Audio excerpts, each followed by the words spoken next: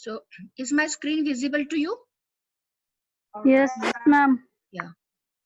So we'll just do what we have done. I had already shared the slides for instruction set, etc. So hope you must have gone through that. So if you have any problem, you can ask me regarding any instruction, or else we can keep one session for that question answers. And now we'll continue with the class. Yes, ma'am.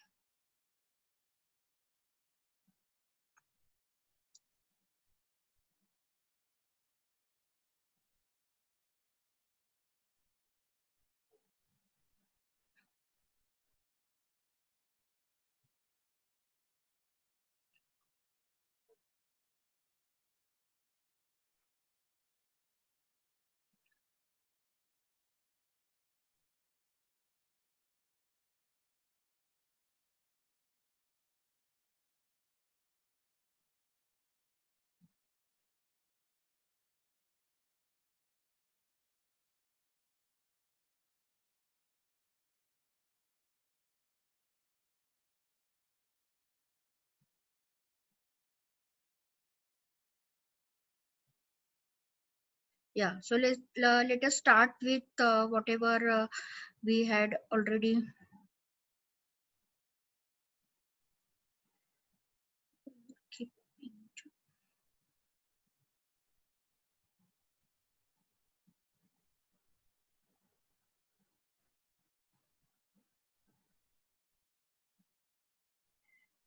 We were talking about subroutines yesterday. What is subroutine? Subroutine is a small program which, suppose if you want to introduce few instructions often in your main program, then that time what you do, instead of repeating those instructions again and again in main program, you write a separate program which is called as subroutine. Those instructions are written there, and you have to call that particular subroutine with, you can name that particular those particular that small program with a name, and you can call that program in your main program. And wherever you are writing those particular instructions, you have to end that small program or subroutine with RET instruction, written instruction, so that again the program will come in the execute from the main program. So whenever we generally use subroutines in case of interrupts. What is interrupt? Now basically, suppose if I am teaching in the class, or let's say I am taking this class with this Zoom platform. Now what happens, suppose if somebody is asking me, somebody wants to join the class now, then I have to interrupt, I have to stop wherever I was explaining or wherever I am at that position, and I have to give admit to that particular student. So that was interrupt for me. Understood? So then after admitting that particular student, what I am doing, I am again coming to my class wherever I had stopped. I am continuing from that particular moment. So this is how microprocessor also handles the interrupt. But suppose if whatever, if interrupt comes, then it is because of it, because it wants to do certain tasks through microprocessor. That means whenever the student is asking me for admitting, what is his job? His job is to, he wants to or she wants to attend the class, and my job is what? My job is to give her or him the access to attend this particular class. So this is the job which we are doing in interrupt. So that particular task is, that particular work which interrupt has to do, is written as a subroutine program. Not only interrupt, you can write the instructions, whichever you are repeating in your main program as a subroutine, but it has to end with the instruction ret, return, so that your main program will come and execute from wherever it has left. That means, suppose if we take one example over here. Let's say what we are doing, we want to introduce delay in two places in the program. This is just one example. We want to introduce delay at two places. So if I'm not writing the subroutine, what I have to do, whatever delay program we are writing, this MVIC comma something etc, these three instructions I have to repeat here also, and I have to repeat here also, because I wanted to call the delay for twice. So hence,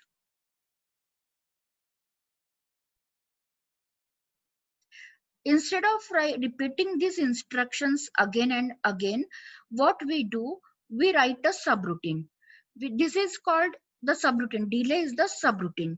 So the instructions which I want to repeat, that I will write in this particular program, and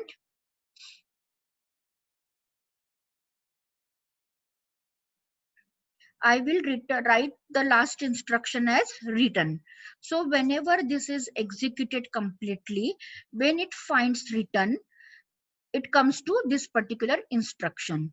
So I was executing this, that MVI A comma 53. That means I was taking some number in accumulator and I was putting this particular number on the port F3. So that number has gone to output port. Now I want to wait for some time before proceeding further with some other task. So I want to introduce the delay in between. Delay may be of some specific time that you have written over here. Whatever you want to, suppose if you want to have higher delay, then you will take register pair etc, or you will take nested loop, 2-3 loops you will take, but you will write those instructions over here, and at the end you will write RET instruction. So whenever microprocessor executes this instruction call, always a subroutine is called with the instruction call, CALL call. We cannot do jump to subroutine, because jumping means it is going to that location and it is not returning from the location. So whenever we write call instruction, then it is understood that whatever we are writing with call, it is subroutine. That means subroutine means it is a small program ended with RET instruction. And then after this, after this particular instruction execute, for this particular instruction, the microprocessor from this place, after executing this instruction out F3 hex, it goes to calling this particular routine. That means it goes to this particular instruction wherever delay has written. So delay has written at this instruction, so it starts executing this instruction. And once these instructions are over, then once these instructions are over, when it finds RET, RET means return to the main program again. So now where it will return? It will return over this instruction. Why? Because you have called delay at this particular position. So after executing this instruction, return means it will return to the next instruction in the main program. Always. It will not return to any other location other than the next instruction of the call. Then again you want to, what you are doing, you are complementing accumulator. So each bit of accumulator is inverted or complemented, and you are again you are calling delay. You are calling delay means again you want to provide that much of time. So what, instead of now, if I would not have written this in subroutine, I would have to write this particular instructions again and again. But now because I have written, make it as a subroutine, made it as a subroutine. So what I will do, I will again call this particular subroutine, and when it finds RET instruction, again it returns back to the main program. So now this time where it will return to the instruction very next to this call instruction. So now what is very next instruction to call this particular instruction? It is move B comma A. That means you are storing the data of from accumulator to B register, and now you are halting your main program. This is just one example that how you are introducing subroutines or calling subroutines in the program. So subroutine is nothing but it is a small program, and whenever you want to write those instructions again and again, you form the subroutine of those particular instructions. But you have, whenever you are calling the subroutine must be ended with RET instruction. Other than that, it will not be returning to the main program.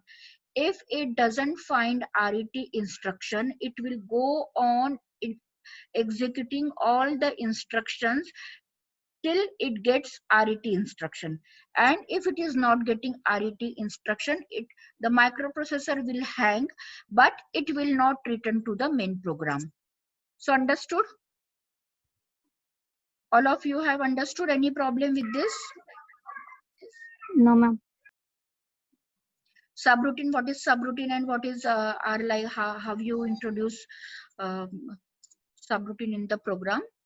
So we'll see now. This is the plain call CALL. This was the plain instruction call, and this was the plain written instruction RET. But there can be some conditional calls also. What are these conditional calls? You are checking some status of the flags, and if the status is true, then only you are calling the subroutine. If the status is not true, then you are coming down to the next instruction in the main program. So if I write CC instruction instead of CALL, then it will call the subroutine written with this particular instruction only when carry flag is set. First, it checks the carry flag. If it finds that the carry flag is set, then only it will call the subroutine. Otherwise, it will not call the subroutine.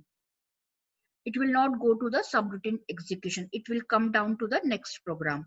Similarly, CNC. CNC means it will call the subroutine if carry flag is not set. So you want to check the condition of the carry flag. If carry flag is set or reset, then only you want to call the subroutine. In that case, instead of plain call instruction, you will put conditional call instruction. Similarly, one condition you can check whether the previous result is positive or negative. If it is positive, then only you are calling the subroutine.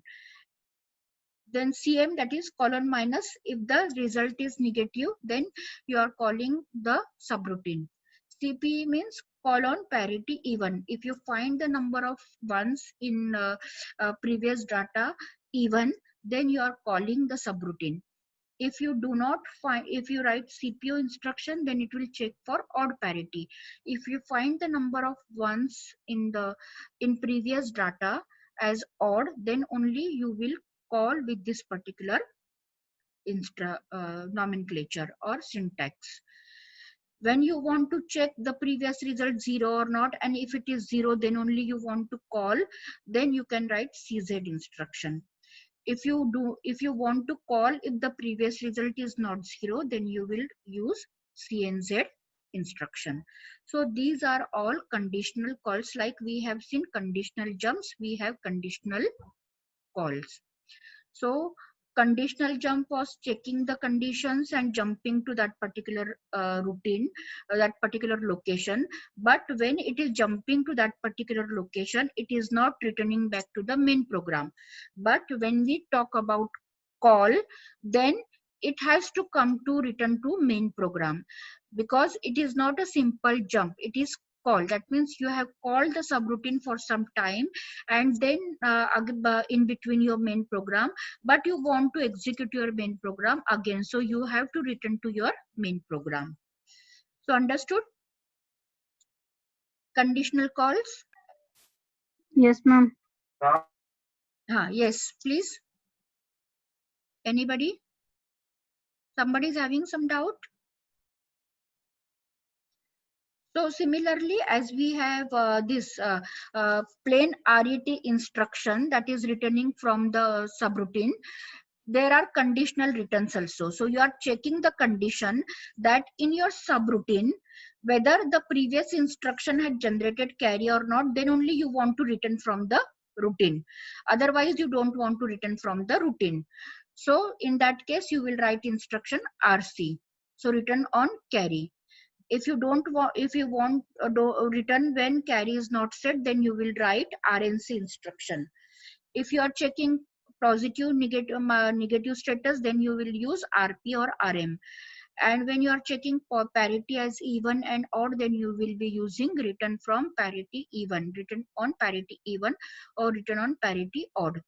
When you are checking zeros or non-zeros, and then only you want to return to the main program, then you will use instruction RZ or RNZ. So we have plain RET instruction. Similarly, we have conditional return instruction also. So it will return only to main program when the condition is satisfied. When the condition is not satisfied, it will execute the next instruction in the subroutine. Understood? Am I fast? Or is it clear to you? इसका example. Yeah, we'll take one example. We'll see the examples also. Yes, ma'am. Okay. Yeah.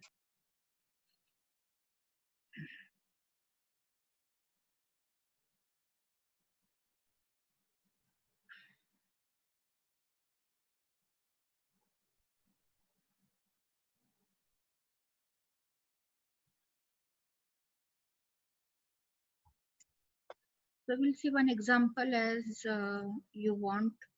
Let's say we are taking MVI A comma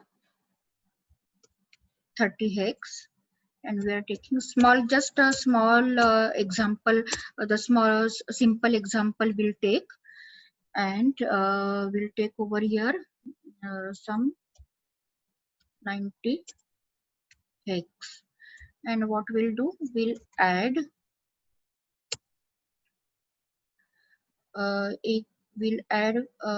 B. So A contents will be added to B contents. And then what we'll do, we'll see to delay. And somewhere we have written delay routine. And then we will what do? We will move the result into C register.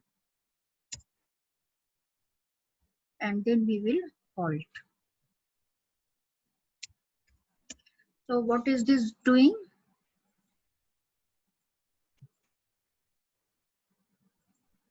What is this? Ma'am हम जो है एक के content को B से add कर रहे हैं, और जब अगर कैरी आ रही है, कैरी जनरेट हो रही है, तो हम डिले इंस्ट्रक्शन को कॉल करेंगे और फिर उस डिले के बाद एक्यूमुलेटर के कंटेंट को सी रजिस्टर में कॉपी करेंगे. हाँ, तो now 30 is added to 90 hex, so it will generate carry, isn't it? Because 9 plus 3 Yes, ma'am. it will generate carry or not? No, it will not generate ma'am carry. Carry आएगी. Carry नहीं आएगी because it is 0. 9 plus 3 is 9 plus 3 is 12. 12 means it is C. So your result will be Yes, C0. ma'am. So C0 means there will not be any carry, isn't it? So when you are executing this, addition B will give you the result C0 in accumulator. Your accumulator will be here.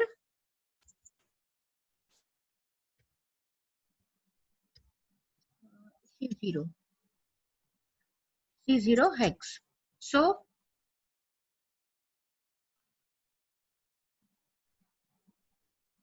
your accumulator will be now C0x. So C0x means there will not be any carry.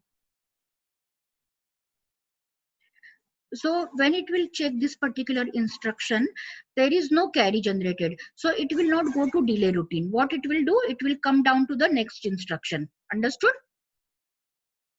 It will not call the delay routine. Instead of this, it will come down to the next instruction, that it is storing the result from accumulator to C register, and program is halted. Understood? Yes, ma'am.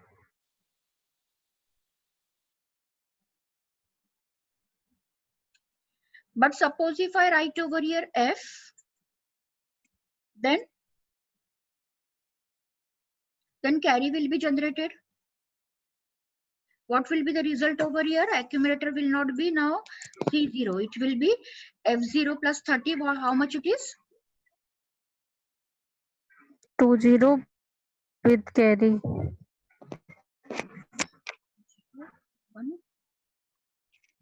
1, 2. 20, it will be with carry. Isn't it? 20 with carry. Yeah. Yes, ma'am. Exactly. Yes, ma'am. Good, good. Absolutely right. And your carry will be set to 1. So now it has found carry. So it will call the routine delay. It will go wherever we have written delay routine program, subroutine, there it will go. And whenever it will find written instruction, it will come back to this particular instruction, to the main program. Understood? So this is how Yes, you ma'am. check the conditional instructions. Similarly, when you are in delay program, there also you have the condition to check the carry flag, etc. And then only you want to return. So you will check the conditions of the flag, and then only you want to return from the subroutine. That time there you will write accordingly the return instruction. Understood? Instead of plain RET, you will write some conditional instruction, because you wanted to check, you wanted to return whenever this condition is satisfied. Clear? Is it clear to all? Yes, ma'am. So subroutine part is clear. What is subroutine and what is call? Now we'll see just how call works. If I hit the slide, what we do. Yeah. We'll see. Now whenever, let's say I'm writing the instruction call 4000x or call delay, and let's say that delay is situated at 4000 memory location. So when this instruction is under execution, then what happens? The address of the next instruction immediately following this particular instruction. Let's say your call is written at 2000 memory location. This particular instruction is written at 2000 memory location. So how many bytes instruction is this? How many bytes instruction is called? 3 byte instruction. 3 byte instruction. 3 byte Because instruction. one for opcode of call, second for storing this lower byte of address, and third for storing this higher byte of address. So it is taking 3 bytes. So that means if I am writing this instruction at 2000 memory location, my next instruction would come at 2003, because this instruction will take 3 bytes. So 200, 2000, 2001 and 2002 will occupy by call instruction, and my next instruction will be available at 2003 program counter. So whenever this call is being executed, you have one memory which is called as stack memory. There whatever is the stack pointer, that is decremented by, that is decremented by 1, and you are storing the lower byte of your address. So what you do, you store the address onto the stack pointer.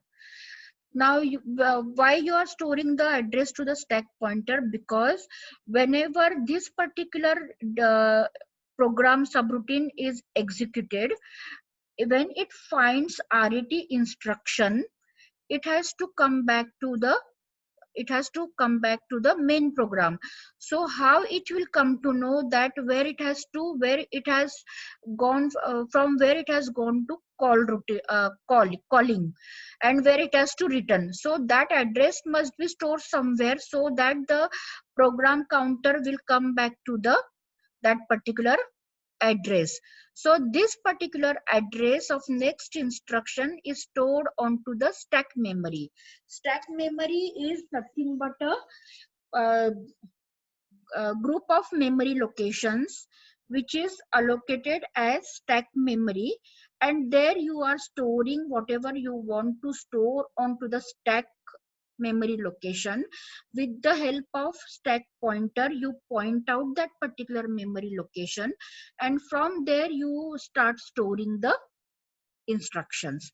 That means we'll see one example, that suppose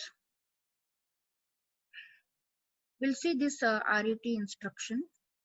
When we do RET instruction, what happens in where, because we have called the subroutine in main program, and next instruction address we have stored onto the stack pointer. So that address was 2003. So when we are writing one instruction RET in the subroutine, then let's say that subroutine is falling at memory location 4015. At 4015 memory location you are writing return instruction, so it has to return to the main program at 2003. So what will happen when you execute this RET instruction, your stack pointer at FFFD location 03 is stored, and at FFFE location 20 is stored. So your wherever is your stack pointer currently, that data will go into the lower byte of the address, and stack pointer is incremented by 1, and the next data will go into the higher byte of the memory address. So these 2 bytes will form memory address 2003. So now your new program counter will become 2003. That means you are returning to the memory location 2003. And what is this 2003 instruction? It was the instruction in the main program immediately after your call instruction. You had written your call instruction at 2000 memory location, and at 2003 location you wanted to return. So that's why in the when you execute the return, your F stack pointer data will be retrieved, and it is 2003, so it will come back to the main program. Understood?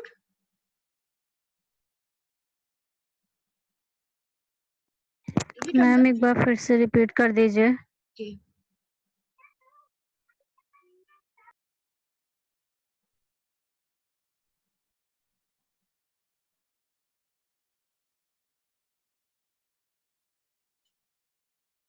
See, we were using the word stack.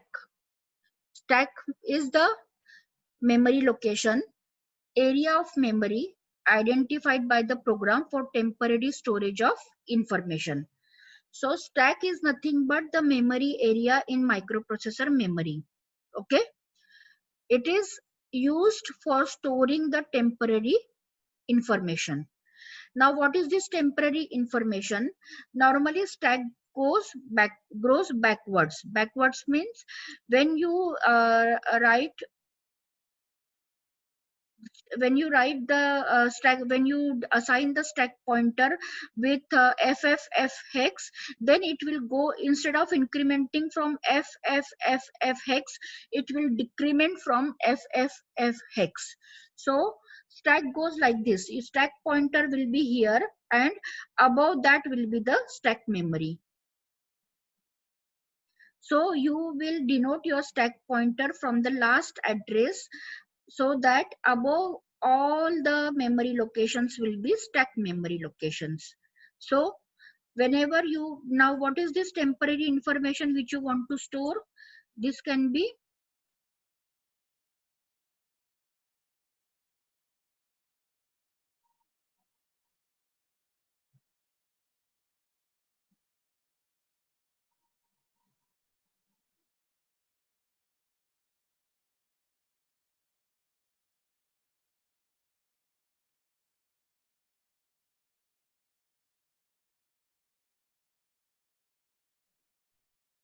so we were talking about stack.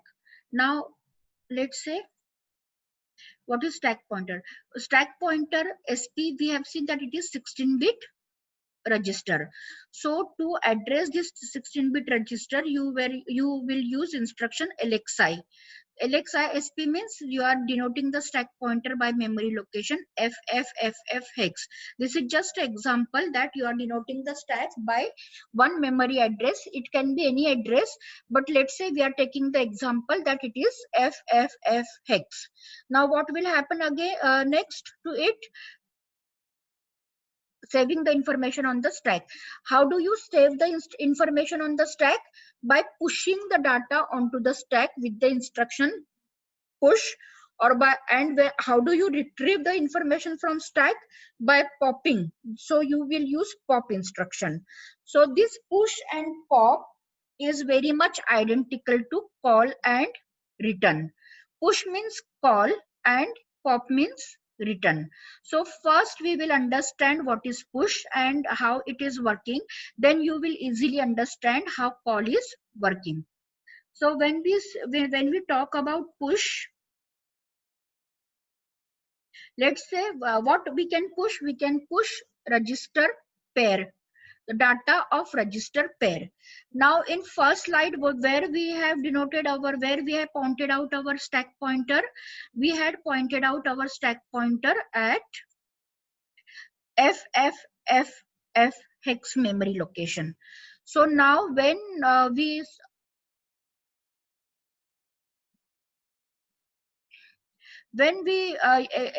write this particular instruction push B, that means you want to push or store the data of B and C register onto the stack pointer. So this will work? This will first decrement the stack pointer by 1. So where was my previous stack pointer? My previous stack pointer was pointing out to the location FFFF. So now decrementing stack pointer, where it will come? FFFE. Okay. Any doubt with this? No, ma'am. So first you decrement the stack pointer. So now what is stack pointer denoting? FFFE. So here what you will do, you will store the B register contents onto this particular location FFFE. Okay, let's say your B register is containing 12. So 12 will be stored at FFFE memory location. Then again stack pointer is decremented by 1. So now, hello?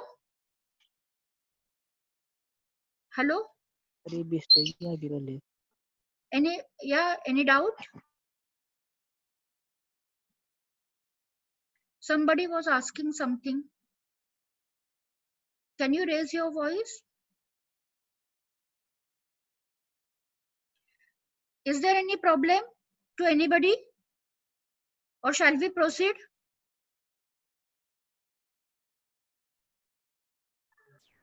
Yes, ma'am. So again your stack pointer is decremented by 1. So previously it was at FFFE. Now it will be at FFFD. So what will be stored at FFFD? We store C register contents. Let's say your C register contents are F3. So F3 will be stored at this particular memory location. Now why do we want to do this particular thing, push and pop? Why do we want to save this particular contents onto stack pointer? Because you have limited number of registers. Only BC register, DE register, HL register, and so accumulator you have. So when you want to use these particular registers again and again in your programs, so what you do, because suppose if you are writing the delay routine, then also you want to use some register, and in your main program also you want to use some register. Let's say now all the registers are used in main program and you want to write delay routine. Then which register you will take for writing the delay routine? unless until you use registers, you cannot write delay routine, and all the registers are already used in main program. So then how do you write the delay routine? There will be no scope to write delay routine. Then what you will do, that time your stack memory will be helpful, and that time your push pop instructions will be helpful. What happens when you use push instruction? Your previous data or previous contents of B and C registered are stored onto the stack, and now in your delay routine you can assign new data to B and C register pair, and you can work with your delay routine or whatever subroutine you want to work. Then now you again come back to main program, but there you want the original values of your BC. You don't want the values of BC which are altered in subroutine. So what you will do when you will do pop instruction, then your original contents, these original contents will be again stored to the B and C registers. So you are saving your original contents of B and C registers. Understood? Any problem with this? Go through this particular line. No. Go through this particular lines and just let me know whether you.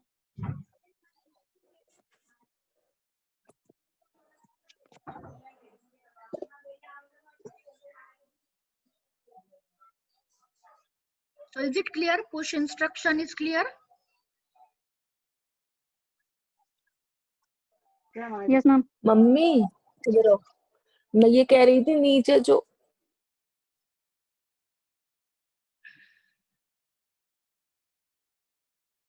Now we'll see pop instruction. What pop instruction is doing? Whatever, let's say if I write pop D, then whatever is on the stack pointer, that immediate instead of incrementing, decrementing, your nothing will be, the stack pointer is not incremented, decremented. First, whatever is available on at that moment on stack pointer, that will come to the register E. From DE register, it will come to the lower register, that is E register. Then your stack pointer is incremented by 1. Yes, ma'am. And next data will be taken into D register. So you are popping the contents back to your D and E register from stack pointer. So when I write push B instruction, and if I want to have want to have original contents of B and C again to B and C, then I should not write pop D. I should write pop B only. If I write push B and I want the same content in B and C register again, then I should write pop B. If I write pop D with push B, then BC contents will go into D register. So understood? So whenever whatever push B I write, the same pop I have to write. So go through these particular instructions once, and if you do not understand, please ask me what is pop doing.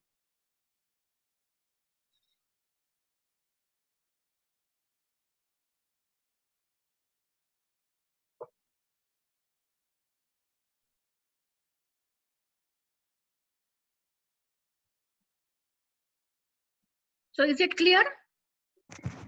Excuse ma'am. Yes, please. Ma'am क्या ये pop instruction H and L के लिए भी काम करे? Yes, push H. Like H. BC pair. हाँ.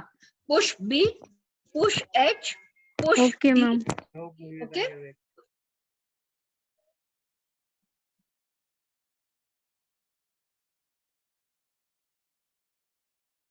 So it is when you write push B, and suppose again next instruction you're writing push D, that means BC register contents are also pushed onto the stack, and DE register contents are also pushed to the stack. Then when you do the pop, then you have to do like this. Whatever was the last push instruction, that should be the first pop instruction. All of you start writing your attendance.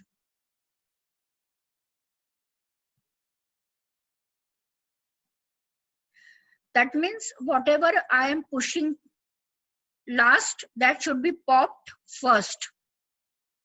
Whatever I am pushing first, that should be popped last. If I don't do this, then your contents will be interchanged. If I write B over here and C over here, then your BC contents will be, whatever is on stack will be gone to BC register, and what is on the stack? On the stack there is DE contents. So it is always whichever is last push doing that should be pop first. That's why it is called LIFO. Last in, first out. Understood? You can try this. Yes, ma'am. So as we seen push and pop, push is nothing but call is doing the job of push. You are pushing the contents of BC register. But when you write call delay, then you are pushing the address of delay onto the stack. Understood? So call is nothing but push and pop is nothing but return, RET. Now is it clear? You have to store the address onto the stack memory location. Then while calling, because you again have to come back to the main program. So where it should come to main program, how microprocessor will know? Microprocessor will know the from the data at the stack pointer. Is it clear? We'll continue more on this tomorrow. By that time you go with the instructions push, pop, call, return, stack and subroutine. Okay, then we'll continue the things in tomorrow's class, some further examples and interrupts, etc. So all of you have written your attendance in chat box.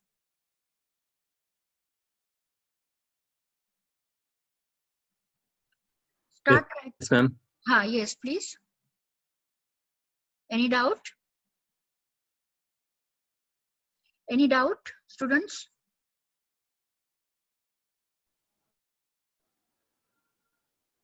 All of you have written your attendance in chat box?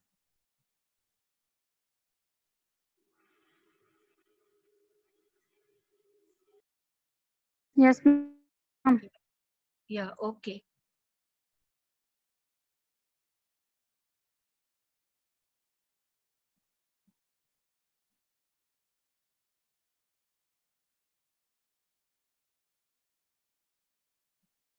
So you go through these particular instructions, push, pop, etc. And what you do, you just have to you try to understand what is subroutine, what is push doing, what is pop doing, what is call, and what is and other instructions also. Then we'll continue with it tomorrow. So with previous lectures, any problem to anybody? So shall we end now? Shall we end the class now? You just put your cameras on. You put your cameras on.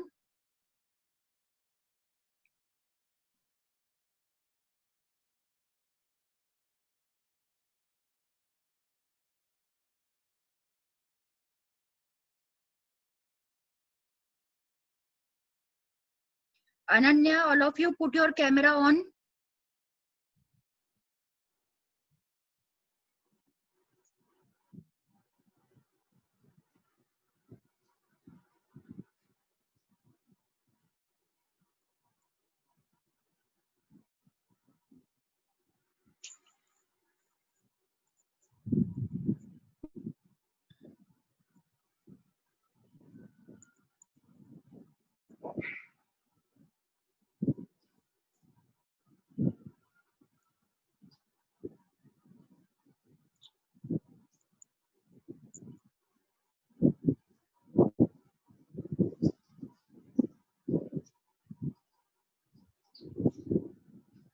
So there is one more instruction.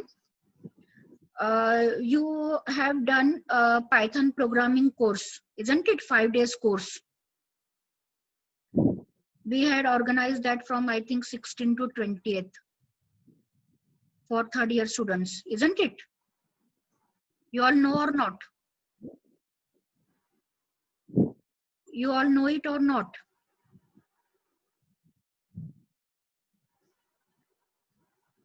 We had organized one Python course. You all are aware? Yes, ma'am. You know it. Yeah. So some students, they had requested for advanced Python. Just Yes, ma'am. yeah. So we are organizing that from tomorrow. So I have shared the registration link. Registration link is just shared so that your email ID reaches to the person who then they will provide you the LMS login password so that you can practice. So those who are interested, they can join that. It is for 5 days from tomorrow. I have already shared the link, and if you want to register, you have to register today only. And CS students, they are also joining. All CS third year students will be joining along with you, because they are also that for them it is a part of their curriculum, so they will be joining. And IT students will join with electrical students. So I have shared already the link of that registration. Those who want to attend this advanced Python course, they must register it today, so that from tomorrow onwards, for 5 days it will go on. So you can ask your doubts of previous 5 days course also. Whatever doubts you are having from previous course, you can ask that also. And those who don't want to do this advanced course, they don't have to register. It is just because we are having the TechUp is getting over now, and we will not be getting chance again to organize such programs, because then we may not be having the facility to provide the fund to the experts and all. So whatever chance we can take now, we can take. Otherwise we will not.